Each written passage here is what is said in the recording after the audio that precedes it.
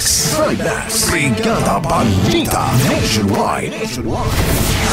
Mga kabrigada, sa mga sandaling ito, nagpapatuloy po ang prayer rally ng mga taga-suporta ni dating Pangulong Duterte sa Liwasang Bonifacio sa Maynila.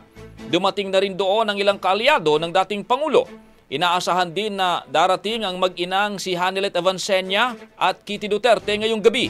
Nakatutok live sa Liwasang Bonifacio si Brigada Jigo Boy Custodio. Brigada Jigo, i-brigada mo! Brigada Live Report. Bring him home. Yan ang sigaw ng libo-libo taga-suporta ni dating Pangulong Rodrigo Duterte dito sa Liwasang Bonifacio sa kanilang prayer rally. Eksakto alas 3 ng hapon nang magsimula ang programa, pero bago ito, nagkaroon muna ng caravan mula sa iba't ibang bahagi ng Metro Manila.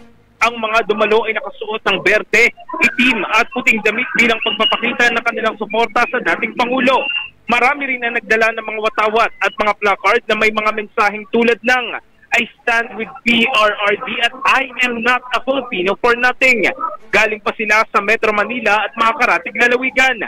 Nandito na rin sa Liwasang Bonifacio ang ilan sa senatorial candidates ng PDP laban, gaya ni Jimmy Bondoc, Philip Salvador at Kong Rodante Marcoleta. Inaasahan din ngayong gabi ang pagdating ng misis ni dating Pangulong Duterte na si Hanilet Avancenia at kanyang anak na si Kitty Duterte. Sa mga oras na ito ay nananatili namang normal at payapang sitwasyon at sa huling talangan ng Manila Police District, umabot na sa 2,000 ang crowd estimate. Tatagal naman ang prayer rally hanggang mamayang alas 10 ng gabi.